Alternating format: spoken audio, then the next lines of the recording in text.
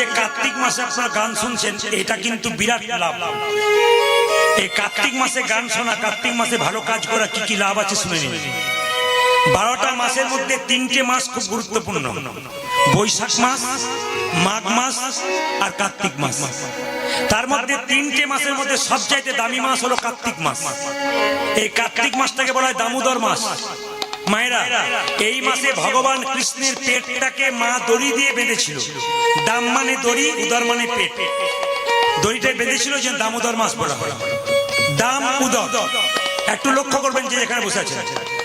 অন্য মাসে যা করবেন, এই মাসে যা করবেন 1000 গুণ ফল পাবেন। অন্য মাসে কীর্তন করলে যা লাভ হয়, এই কার্তিক মাসে কীর্তন করলে, কীর্তন শুনলে তার 1000 গুণ লাভ হয়। ওই জন্য এখানকার কীর্তন কমিটি ছেড়ে একটা দারুণ সময়, এর অধিক লাভ হয়। একটু প্রমাণ দিয়ে দিই আপনাদের যে যেখানে বসে আছে।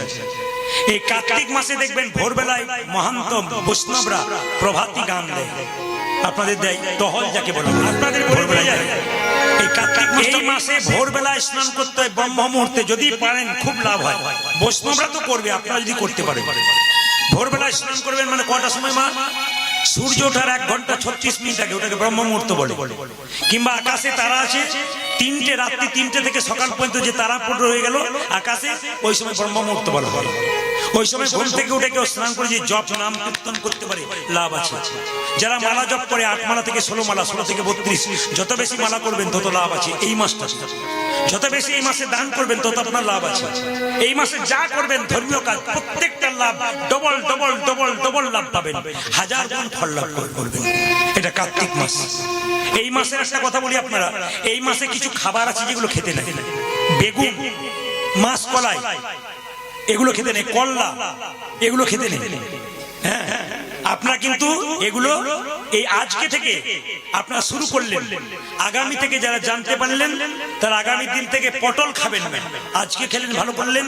আগামী দিন থেকে পটল, তারপর আপনার করলা, মাসকলাই ডাল। এই মাসে বিশেষ করে আপনারা বুটের ডাল চেষ্টা করবেন কম করার, মানে না খাওয়াটাই ভালো, শাস্ত্র বলছে। তবু আমরা খাচ্ছি, কিন্তু নিয়ম হচ্ছে যে এগুলোকে না খাওয়াটাই ভালো। কিছু নিয়ম পালন করতে হয়। পটলটা খাবেন না কেন? ভগবানের বালিশটা দেখবেন পটলের মতো দেখতে, ওই জন্য ভগবানকে স্নান করা হয় এই মাসে দেখবেন। এই জন্য পটলটাকে সাধারণত অনেকে বলে, মানে কথাই বলে আর কি, এই জন্য বললাম। আপনারা যে যেখানে বসে আছেন একটু মন দিয়ে শুনবেন। এই মাসে কিন্তু নাম কীর্তন করবেন, স্নান করবেন কোথায়? গঙ্গায়। গঙ্গা তো সবার সামনে নাই, পুকুরে করবেন, নদীতে করবেন, না পারলে বাড়িতে বাথরুমে গঙ্গা গঙ্গা বলে 3 বার জল নিয়ে স্নান করবেন, আপনার কাজ হয়ে যাবে। শুভ্র পোশাক পরে কীর্তন করবেন। যদি দাদা ভাইরা মনে করেন যে আমাদের সময় নাই এত করার, আমরা কি করব? উত্থান একাদশী থেকে রাস পূর্ণিমা পর্যন্ত এই 5 দিন যদি আপনারা কেউ পালন করে দিতে পারেন, যদি কেউ করতে পারেন, তাতেও কিন্তু লাভ আছে। সারা মাস পালন না করতে পারে, যদি কেউ না পারেন, পারলে তো খুবই মঙ্গল। না পারলে উত্থান একাদশী থেকে রাস পূর্ণিমা এই পর্যন্ত, একাদশী থেকে রাস পূর্ণিমা পর্যন্ত কেউ যদি করতে পারেন 5টা দিন, আপনার লাভ আছে। এই যেগুলো বললাম সেই নিয়মগুলো পালন করতে হবে আপনাদের। এই মাসে দীপদান করতে হয়। 30 দিনে 30টা মাটির প্রদীপ কিনতে হয়। এক দিন মাটির প্রদীপ একটা করে দীপ দেবেন, ধুয়ে তারপর দিন দেবেন না, নতুন দেবেন। যদি কেউ মনে করেন 30টা প্রদীপ কেনার আমার পয়সা নেই, তাহলে বাড়িতে যে প্রদীপটা আছে সেই প্রদীপটাতে আপনারা ঘি দেবেন কিংবা তিলের তেল দেবেন। সবচেয়ে শ্রেষ্ঠ হচ্ছে ঘি, না পারলে তিলের তেল। যদি তাও কেউ না পারেন, তাহলে মঙ্গলা শনিবার শুধুমাত্র দেবেন কি? ঘি। বাকি দিন আপনি সয়াবিন তেল, সরিষার তেল দিয়ে আপনি দেবেন, দীপ জ্বালাবেন। যত ঘি পোড়াবেন এই মাসে, তত আপনার সংসারের অশুভ শক্তি, নেগেটিভ এনার্জি কিন্তু দূর হয়ে যাবে। এই জন্য এই মাসটাতে আপনাদের মাথায় রাখতে হবে মায়েরা, ঘি পোড়াতে হয়, তিলের তেল, প্রদীপ জ্বালাতে হয়। ভগবানকে প্রদীপ দেখাবেন কিভাবে? আপনার তাকান, এরকম করে প্রদীপ ধরলেন, সূর্য ওঠার আগে আর সূর্য ওঠার পরে, এই সূর্য ডোবার পরে, মাঝে কিন্তু নয়। দীপ দেখানোর সময় কার্তিক মাসে সূর্য উঠবার আগে দেখাবেন ভগবানকে, আর সূর্য ডোববার পর সন্ধ্যাবেলা দেখাবেন। কিভাবে দেখাবেন? এভাবে চরণে দেখাবেন 4 বার, চরণে দেখাবেন দীপ কবার, প্রদীপ 4 বার, নাভিতে কবার 3 বার, মুখমণ্ডলে কবার, এই নাভিতে কবার 2 বার, মুখমণ্ডলে কবার 3 বার। আবার বলে দিই, চরণে 4 বার, নাভিতে 2 বার, মুখমণ্ডলে 3 বার, আর গোটা শরীরে পা থেকে মাথা পর্যন্ত দেখাবেন 7 বার। এই এবার আপনারা বলুন তো মায়েরা, পায়ে কবার দেখাবেন জোরে বলুন? 4 বার। নাভিতে কবার? 2 বার। মুখমণ্ডলে কবার? 3 বার। দাদা ভাইয়েরা বললাম, দেখুন ওরা করে কিনা। অবশ্যই করবে, মেয়েরাই প্রথম করতে পারে, কারণ প্রত্যেকটা জায়গাতে মেয়েদের দেখেছি আমার কীর্তন শোনার পর প্রত্যেকটি মায়েরা সুন্দর করে পালন করে। অনেক দাদা ভাইয়েরাও নিয়মগুলো পালন করে। আরে পালন করবেন তো আপনার যত্ন হবে, আপনি আরো উন্নতির দিকে যাবেন। আর ভগবানকে মানবেন না তো নিতাই গৌর হরি বল হয়ে যাবে। দিয়ে ধন দেখে মন কেড়ে নিতে কতক্ষণ? ধন যখন ভগবান দেয় তখন ভগবানকে আরাধনা করতে হয়। কেন?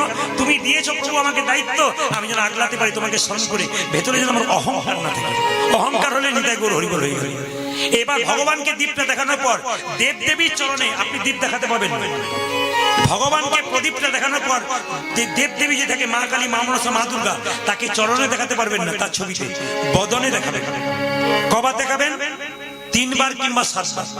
ভগবানকে দেখানো দীপটা মা কালী, মা মনসা, মা দুর্গার ছবি থাকলে পায়ে দেখাবেন না, মুখে দেখাবেন। বদনে কবার? 3 বার কিংবা 7 বার। গুরুদেবের ছবি যদি থাকে বাড়িতে, গুরুদেবের ছবিতে পায়ের দিকে নিয়ে যাবেন না, ভগবানকে দেওয়া দীপটা তার গুরুদেবের বদনে 3 বার কিংবা 7 বার দেখাবেন। এই মাসটার বিরাট গুরুত্ব আছে। এটা হচ্ছে দামোদর মাস। আর প্রশস্তে কয় এই সব জানিল বৈষ্ণবের আশ্রয়। যদি বৈষ্ণবের চরণ না ধরতে পারেন তাহলে গোবিন্দ কৃপা আপনার হবে না। কেন বলে রাখি, আপনারা হাটে গেছেন গাভী কিনতে, এদিকে হাটে গেছেন গাভী কিনতে, তা গাভী আর বাছুর কিনে আনছেন, তা গাভীটাকে দড়ি দিয়ে টানছেন, গাভী আসছেন। কি করলে গাভী আসবে? বাছুরটাকে কোলে করে এগিয়ে যান, গাভীকে টানতে হবে না, বাছুরের টানে টানে গাভী চলে যাবে। ভগবানকে ডাকবার জন্য কিচ্ছু দরকার হবে না, বৈষ্ণবের চরণ ধরে এগিয়ে যান, ভগবানকে ডাকতে হবে না, ভগবান বৈষ্ণবের পেছন পেছন। এগুলো আপনাদের অনুভব করতে হবে, তবে কীর্তন শোনা সার্থক হবে। কিছু মনে করবেন না মা, বৃহস্পতিবার দিন নিরামিষ হবে বলে ভাত করেছেন, ডাল করেছেন, শুকনা